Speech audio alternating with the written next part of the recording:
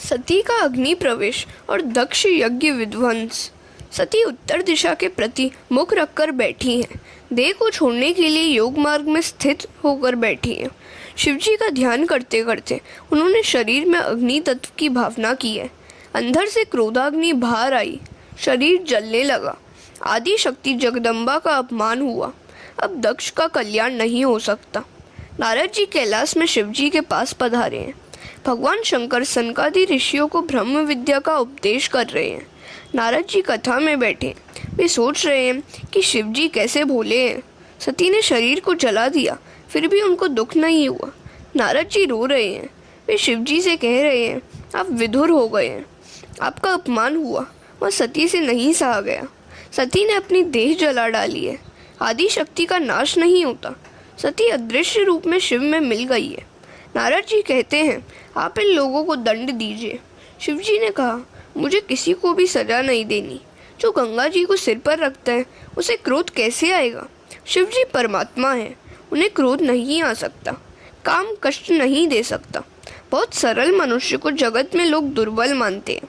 नारद जी ने जब कहा कि आपके गणों को मारा गया है, तब वे कुछ क्रोधित हुए। उन्होंने जटा से वीरभद्र को प्रकट किया। शिवजी ने उससे कहा, दक्ष प्रजापति के यज्ञ का यजमान सहित तुम नाश कर दो। वीरभद्र वहां आए। उसने बड़ा संहार किया। यज्ञ भूमि शमशान भूमि बन गई। यज्ञ का विध्वंस हुआ। दक्ष को पकड़कर उसका मस्तक अलग कर दिया गया। देवता घबरा गए। वे ब्रह्मा जी की शरण में गए। ब्रह्मा जी ने सबको उपालंब दिया कि जिस यज्ञ में शिवजी की पूजा नहीं होती है वहाँ तुम क्यों गए? जाओ, जाकर शिवजी से क्षमा याचना करो। देवता कहते हैं, हमारी अकेले जाने की हिम्मत नहीं है, आप हमारे साथ चलिए। भगवान शंकर की कृपा के बिना सिद्धि नहीं मिलती। कैलाश की तलहटी में सिद्ध महात्माओं के आश्रम है। सब देवता कैलाश में आते हैं। महादेव जी ब्रह्मा जी को साष्टांग प्रणाम करते हैं। देवता सब शिव को नमन करते हैं। ब्रह्मा जी हंसते हुए कहते हैं, यज्ञ को उत्पन्न करने वाले आप हैं और विध्वंस करने वाले भी आप ही हैं। अतः अब यज्ञ परिपूर्ण हो ऐसा कीजिए। आप भी वहाँ पधारिए। शिव जी भोले हैं, आने के लिए तैयार हो गए। यज्ञ मंडप में रुधिर की नदियाँ बहती हुई देखी तो वीरभद्र को उल्हाना दिया। मैंने तो तुझे शांति से काम लेने के लिए कहा था। वीरभद्र क्षमा याचना करता है। दक्ष के धड़ पर बकरे का सिर लगाया गया। बकरा अति कामी होता है। शिवजी की निंदा करने वाला दूसरे जन्म में बकरा बनता है। अज का दूसरा अर्थ है परब्रह्म। दक्ष के धड़ पर आज अज का मस्तक रखा गया, अर्थात दक्ष को परब्रह्म दृष्टि प्राप्त हुई।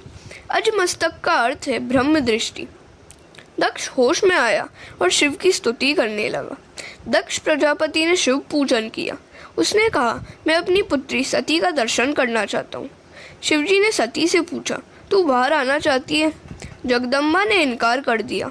शिव पूजन किया गया तो कृष्ण भगवान प्रकट हुए। कृष्ण का मत है कि शिव में और मुझ में जो भेद रखता है वह नरकगामी होता है। इस सिद्धांत का भागवत में अनेक बार वर्णन किया गया है। हरि और हर में दक्ष ने जो भेद किया था वह अब दूर हो गया है। एकनाथ महाराज ने भावार्थ रामायण में हरि हर का अभेद दिखाया है। सत्व गुण का रंग श्वेत है, तमोगुण का रंग काला है। विष्णु भगवान सत्व गुण के स्वामी हैं, अतः उनका रंग श्वेत होना चाहिए, फिर भी वे श्याम है। ऐसा क्यों हुआ? विष्णु काले और शिवजी गोरे। एकनाथ जी महाराज लिखते हैं कि शिवजी सारा दिन नारायण का ध्यान करते हैं और नारायण सतत शिवजी का ध्यान करते हैं, इसलिए शिवजी को श्वेत रंग मिला और नारायण को शिवजी का काला रंग मिला। इस प्रकार ध्यान में ऐसा गुण है कि जो जिसका ध्यान करता है उसे उसका वर्ण मिल जाता है। अतः दोनों में अभेद है। हरि हर एक है। शिव कृपा के बिना सिद्धि नहीं मिलती। ब्रह्म विद्या भी शिव कृपा के बिना नहीं मिलती। शिव तत्व एक ही है। यह जीव मात्र को बताने का भगवान का उद्देश्य है। जीव मात्र को शिवजी से मिलने की इच्छा होती है।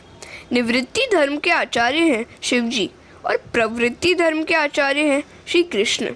सब प्रकार की प्रवृत्ति में होने पर भी प्रवृत्ति का जरा भी रंग न लगे, इसका आदर्श श्री कृष्ण ने जगत को दिखाया है। दक्ष के यज्ञ प्रसंग में देखा कि अनन्य भक्ति का अर्थ यह नहीं है कि एक ही देव की भक्ति करो और दूसरे की नहीं, अनेक में एक ही देव का दर्शन करो। भक्ति का यही अर्थ है। प्रभु सर्वव्यापक है। जो सर्व में प्रभु का दर्शन करे वही उत्तम वैष्णव है। अपने एक इष्ट देव में परिपूर्ण भाव रखना और दूसरे देवों को अपने इष्ट देव का अंश मानकर वंदना करना। पत्नी अनन्य भाव पति में रखती है और दूसरे संबंधियों में सामान्य प्रेम रखती है। कई वैष्णव कहते हैं कि हम शिवजी का पूजन करेंगे तो हमको अन्याश्रय का दोष लगेगा। यह भूल है। हरे कृष्ण।